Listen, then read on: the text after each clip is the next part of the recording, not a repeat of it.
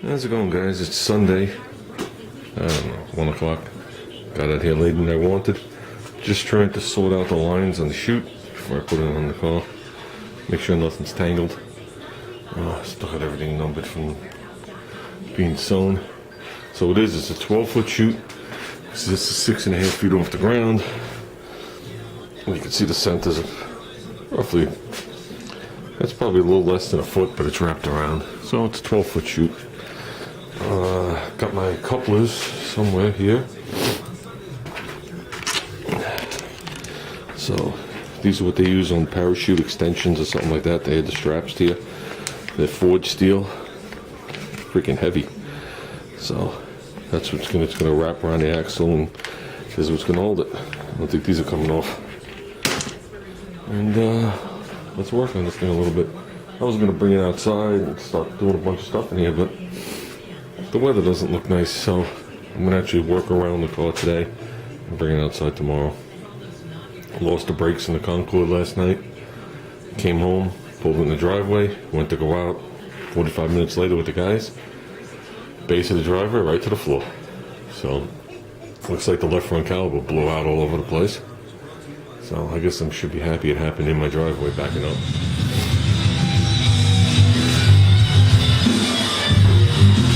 I got a feeling I'm gonna get hit in the head.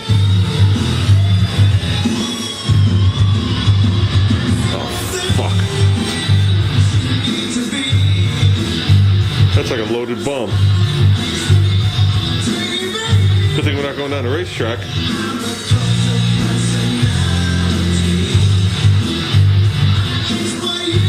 I might as well walk in front of it so it goes off.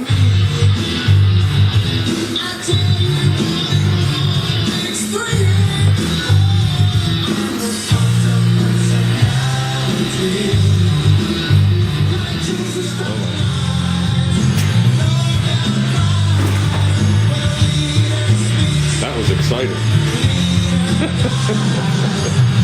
I guess you can't go too far. Okay, this is what we got.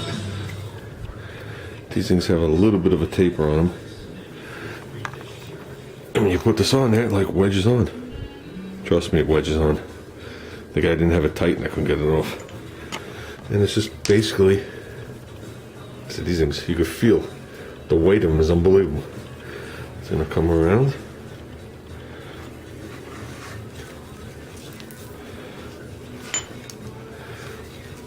Doing the best I can, one-handed. That would be it with the 2 screws.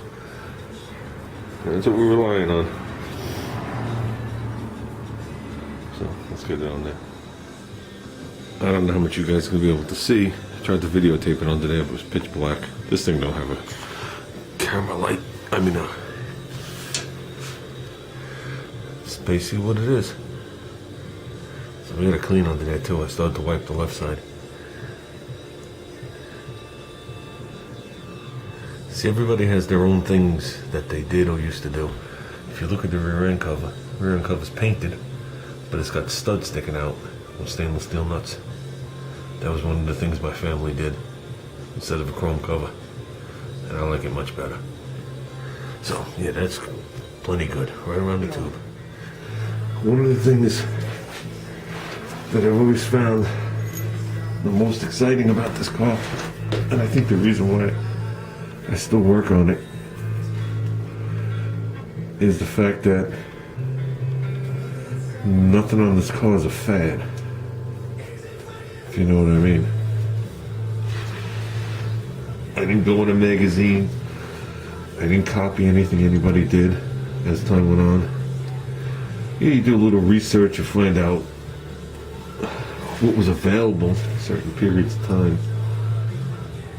But I didn't take a car, and I didn't make a tribute car, as they call it, or I didn't copy things that was, say, in fad in 1968. I'll just pick a date. I basically did it the way I feel. The way I feel. The guy would have did it back in the day on a limited budget, using his, his limited resources. So that's what I always found interesting about this car that it's my car. My way.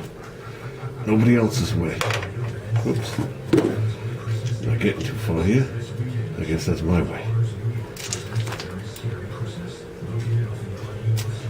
I'm not tightening these too tight. Just want to tighten them so I don't lose the screws because I don't see me replacing those when I'm buying new ones of these. So,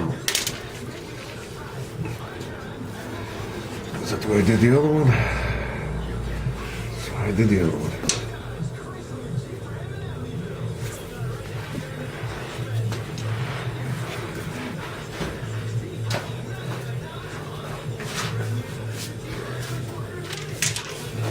This is the way it was done back in the day for some people. Everybody did it different. You know, people find these pictures of these old cars and they think because one guy did it one way, that's the way everybody did it. And it's not the case. A lot of cars you never get to see the pictures of, or what you classify as, I'm not going to call them nobodies, but you know, people that just didn't make it for many reasons. You know, it wasn't always intelligence. Sometimes it was money and backing. So I like that. I like that. Now we have to find a way to hold that up there so it doesn't drag on the ground. I mean, at this point I could just make it tight to the chute and just leave it like that. We're not spending a lot of time on the chute.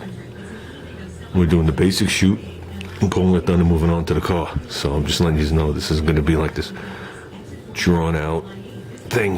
This is going to be today and that's it. We'll come back later on. I'll put the cable on and I'll fine tune some things so this thing works because it will be functional. Not that I'm going to use it, but it will be functional. And we're definitely going to get some pictures of this thing out.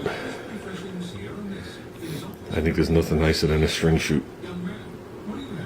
So, well, that's it guys. I'm done jibber jabbing. Let's get the chute up in there. I'm going to see how the chute fits in there without the spring for now. And we'll see if it just fills the bag. It's a pretty big chute. A lot of string. I like it, but I think we're going to have to arrange that cord a little different. I see getting pulled over for that. I'm going to have to make sure that plate is fully readable. Don't look for anything to pull me over. So that's the chute in there. To the way we're packing it today, with no spring. So when it's all said and done, I'm going to have those lines a little bit more taut on the bottom. And you got to remember, we're not going to the racetrack, so I got to make this thing more streetable than as if I'm going to pull the chute every time I drive the car. So a little bit higher on the bottom, not much, should be fine. And I want to make sure the plate is good. Right now, the bottom of the chute's puffy.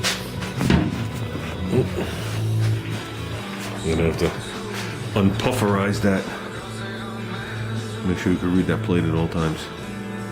So the spring pushed it out more towards you, so you were able, the sides were sucked in a little more. So we'll work on something.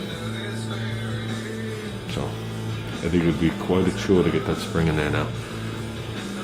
So, like I said, we're not going to spend a lot of time on the chute. We'll work more on the car. Eventually I'm going to have to run the cable and put a padlock on the back. Is the way to do it. It's the way we used to do it on my brother's car in the 70s.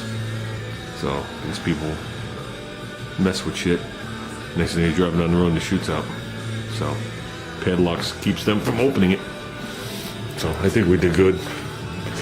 And I think we're good. I got to put that piece of foam in there. So forgot to bring it home again.